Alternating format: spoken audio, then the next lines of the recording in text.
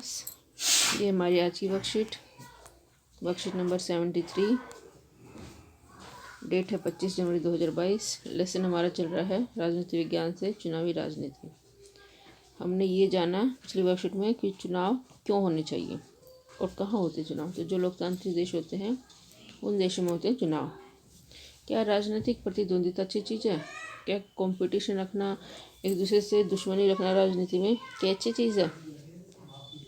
नियमित चुनावी मुकाबला मतलब एक नियम से जो चुनावी मुकाबला हो रहा है हर 5 साल में, राजनीतिक दलों और नेताओं का प्रोत्साहन प्रदान करता है। उनमें ये रहता है कि हर 5 साल में चुनाव होंगे, उनको मोटिवेशन मिलती रहती है। वे जानते हैं कि अगर वैसे मुद्दे उठाते हैं जिन्हें लोग उठाना चाहते हैं तो अगले चुनाव में उनकी लोकप्रियता और जीत की संभावना बढ़ जाएगी। वैसे मुद्दे लाते हैं ढूंढ के जो जनता के मन में है, लेकिन हम लोग तो उठा नहीं सकते, है ना। हमें कौन पूछ रहा है? वही तो हमारी जनता की याद तो तब आती है जब वोट डालने होते हैं, है ना। तो ये जो नेता हैं वो ऐसे ऐसे मुद्दे उठाते हैं जिससे जनता को लगता है कि ये लोग हमारे लिए कुछ करेंगे।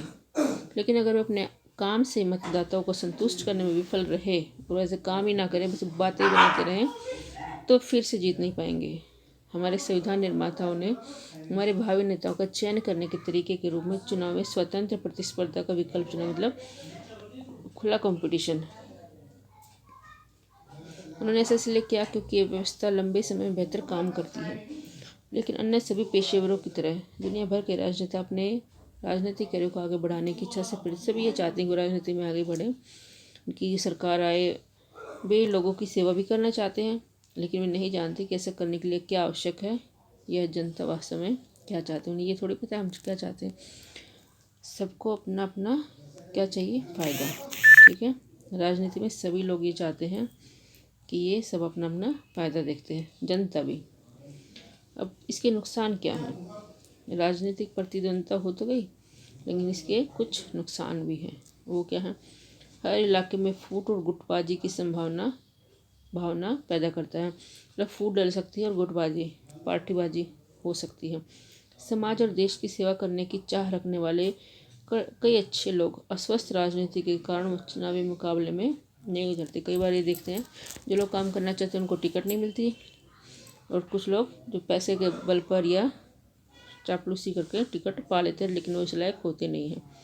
पार्टी पॉलिटिक्स, जहाँ विभिन्न राजनीतिक दल और नेता अक्सर एक दूसरे पर आरोप लगाते हैं। देख लो समाचारों में डेली यही आता है, वो इस पर लगाएगा, वो उसके बारे में बोलेगा। वे चुनाव जीतने के लिए विभिन्न हथकंडे अपनाते हैं। अगर कंपटीशन नहीं होगा तो सीधा सीधा है, सब वोट हम जिसको मर्जी डालें, लेकिन वो दूसरे की कमियां बताएंगे और अपनी अच्छाइयाँ बताएंगे। ये सही किस्म की दीर्घकालीन राजनीति को पनपने नहीं देता, दीर्घकालीन मतलब लंबे समय तक।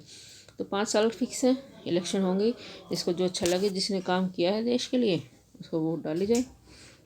जैसे ये बोल रहा है मेरे पास योजनाएं हैं, घोषणाएं हैं और वायदे हैं, और ये बोल रहा है ये वोटर है हम, मतलब जनता, मेरे पास वोट है, कितना ही बोल लो, लेकिन हम चलेगी किसकी? वोटर्स की, जनता की। इसका यथार्थ तरीका यह है कि एक ऐसी प्रणाली स्थापित की जाए जहाँ राजनीतिक नेताओं को जनता की सेवा करने के लिए पुरस्कृत किया जाए। जो जनता की सेवा करे, जो देश के लिए काम करे, उनको इनाम दिया जाए, और ऐसा न करने के लिए दंडित किया जाए। जैसे काम ना करे देश के लिए, जनता के लिए, उनको हटा दिया जाए पार्टी से। ये पुरस्कार या दंड लोग तय करते हैं, जनता तय करती है। देखो लोकतंत्र में असली ताकत किसके पास है? जनता के पास। वो अपने वोटों से कोई भी पार्टी चुन सकती है। ये बाजार की तरह काम करता है। अगर कोई दुकानदार सिर्फ अपने फ़ायदे में दिलचस्पी रखता है तो भी उसे ग्राहकों की अच्छी सेवा देने के लिए मजबूर होना पड़ता है। अगर ऐसा नहीं करता तो ग्राहक किसी और दुकान पर चला जाएगा। राजनीतिक प्रतिद्वंदिता के कारण समाज में विभाजन और कुछ कुरूपता हो सकती है, लेकिन अंत में राजनीतिक दलों और नेताओं को जनता की सेवा के लिए मजबूर करने में मदद करती है। नेताओं को अगर ये नहीं लगेगा कि उनको उनके वोट कट जाएंगे या जनता किसी और को वोट दे देगी तो काम करेंगे ही नहीं। तो कंपटीशन अगर नहीं होगा तो हम कोई भी इंसान काम नहीं करता। अगर हमें ये डर ना हो कि कल को पेपर होंगे और हम फेल हो जाएंगे तो हम पढ़ाई करना ज़रूरी थोड़ी है, टाइम वेस्ट करना, है ना। ये भी ये लगता है कि पढ़ाई करने से ही हम पास होंगे, तो ही हम पढ़ाई करते हैं। क्वेश्चन है, आपके अनुसार किसी देश में किसी तरह की चुनाव प्रतिस्पर्धा होनी चाहिए? आप जैसा आपको सही लगे उसका आंसर आप वैसे ही दीजिए। यदि किसी देश में कोई चुनाव प्रतिस्पर्धा नहीं है तो कैसे लोकतांत्रिक प्रकार का चुनाव नहीं कहा जा सकता? नहीं कहा जा सकता, ये ऐसे तानाशाही हो जाएगी।